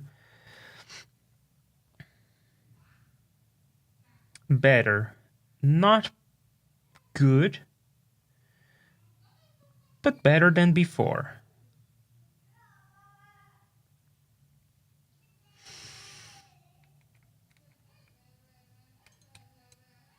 And I guess I'm trying to sort of fix the bridges and the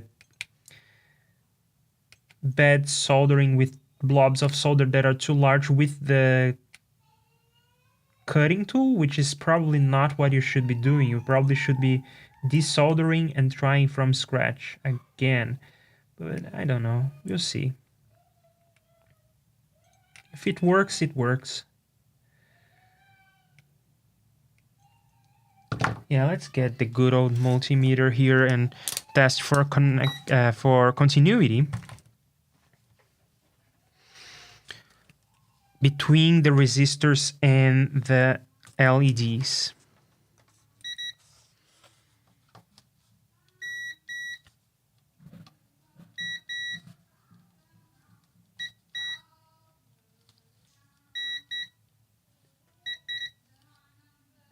I am silly. Why am I bothering with this? Some of them are connected. The LEDs are connected to the resistors because they are current limiting resistors. It doesn't matter if they are touching, if the solder blobs are touching. Silly me. Okay, everything else is kind of okay. It's not terrible. Let's put a battery in and see before I actually close the thing. Where is the battery? It's here. Okay, it's not bad for a person who is making the first time soldering, but they are bad for IPC 610 standard. I don't even know what that standard is, sir. That's my answer to you.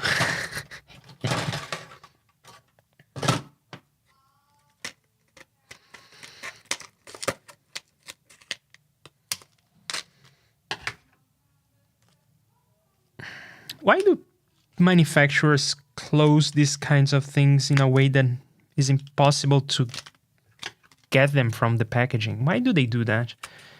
Are they afraid we are going to like use the battery and they want to avoid that?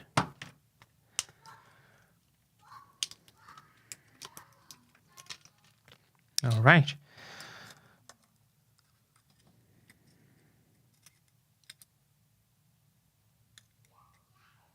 Oh, it doesn't go like that. You need to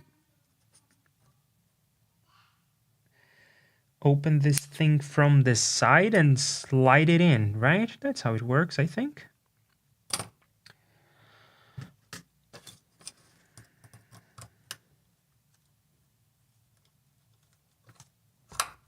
Okay. It is in. And I turned it on. And I do see some LEDs turning on. Do you see that? Hello. Hello. Nice. Check this out, you all. Let's play around with this stream pot, which, as far as I understand, will change the sensitivity of this thing. Hello. Nice. There you have it. When I move it counterclockwise, it becomes less sensitive, so the meters jump up and down less. But as I rotate it clockwise,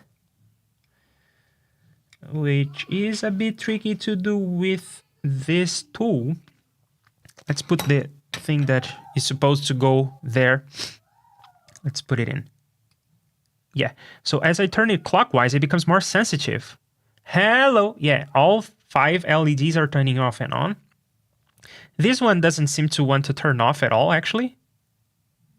But it gets dimmer. So I'm led to believe that it is working. It is supposed to be like that. It's just that this is at a very quiet level that my noise floor is triggering this LED ever so slightly. Yeah, if I shut up, it turns off. And if I am very close to the microphone, then it's picked up more, and I can even turn this on, this last one on.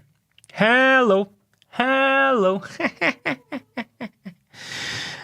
Seowitz wants to see the schematics. It's here. The camera doesn't do this justice. I will improve on this next time.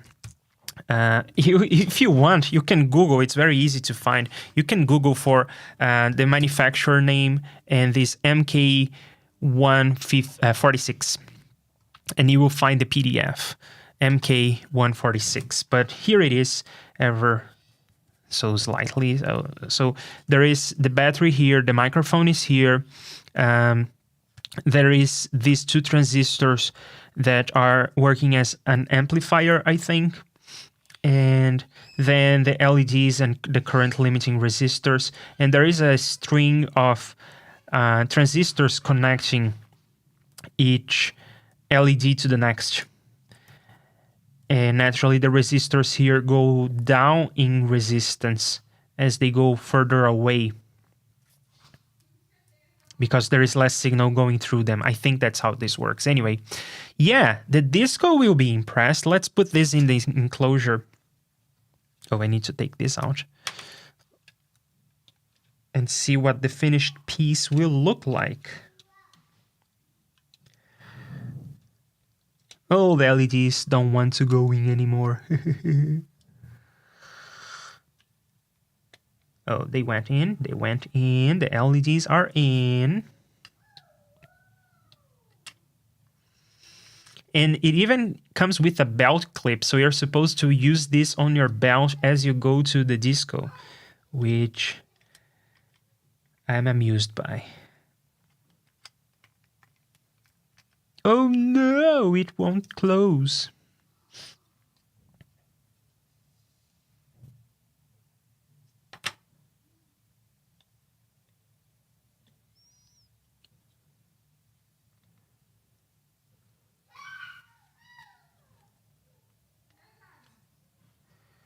Oh, I see why it doesn't close. The PCB had to be propped in a different way. That means that the LEDs will not be showing properly, I think. But whatever.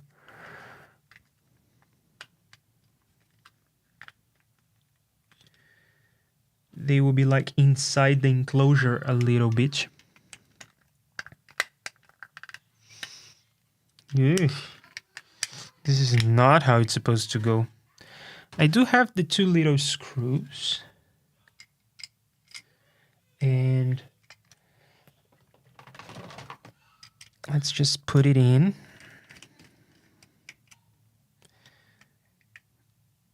I found one of these screws. The other is there.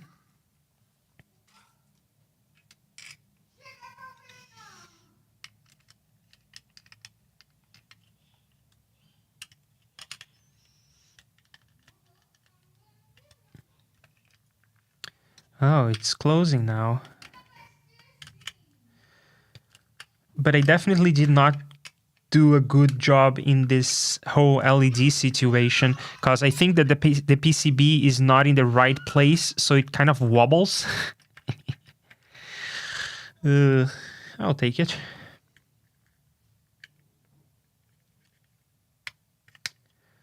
All right, that felt nice. Except that it doesn't turn very well. Because the PCB is kind of off-center, this knob is very hard to turn. But I guess all we need to do is just go to the most sensitive setting, because if it's triggering with my voice on the most sensitive setting, I think that on the disco, the music will be about as loud as my voice is, because I'm very close. And on the disco, the speakers will be further away. So I think that in terms of loudness, it will be sort of similar. So just go to the most sensitive setting and let it there. And I can turn it off. I can turn it on. And hello, check this out. Awesome. Yeah, cool. Congrats. Oh, thanks. Your disco friends will be impressed. I sure hope so. And I do like that this is like an all analog circuit that is driving these LEDs, and still the meter bouncing up and down looks natural. So I guess this could work for some future project we do where we want to have some sort of VU meter. We could try to adapt this kind of circuit if we get around to designing a VU meter like that. Okay, I hope you got what you wanted from seeing this, or maybe Googled for the part. At least your first project is working as supposed. Yeah, and first try too. We did some debugging a priori. We did reworked some solder joints and whatnot, but yeah, it is working. When I was a child, father bought me metal detector DIY kit like this, and when I soldered it and plugged, all wires started melting and burning. I don't think it would be possible to do this because this is using one of those batteries, the CR2032s, and these is like 1.5 volts. So even if you short this, the internal resistance of the battery is so high that it doesn't burn any wires because there is not enough current for that. So yeah, overall, a bit wobbly. I didn't do the best job in putting these LEDs on. So the whole PCB is kind of off-center. Though it's not really my fault. If you look at this, you see that over here, it is very close. Oh, it could be closer. Can I just fix this by screwing it in more?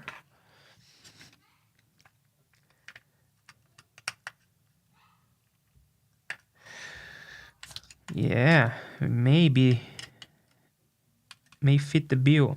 Just apply more force. And then this turns... Actually, it's easier, a bit easier now. It's still very hard to turn, but it's a bit easier. And it's not wobbly anymore. Yeah, I think I did it. Very hard to turn. I just leave it on the most sensitive setting. Hello. Awesome. All right. Thank you, everyone, for joining me. This took way longer than I was expecting, especially because of all the technical difficulties here. But it was a lot of fun. Oh, the camera is gonna fall. Yeah, as the perfect ending of this stream, the camera falls and breaks. Thank you all for joining me. It was a lot of fun. Thanks Seawits and Bo and Tail. I will make Tail a moderator too if you want. Probably you can reject the request to be a moderator. Thanks Mage, thanks Seawits. I probably said Seawits already. Thanks Erkan and Mage and Juan. Thank you all for joining me on the chat. Tomorrow we will be doing a meeting of the digital signal processing C++ and Juice study group. Oh, thanks for saying that, Mage. It was a lot of fun for me too. And yeah, have a good one. Thanks for joining me. I see you tomorrow for the meeting of the study group. Have a good one. Bye.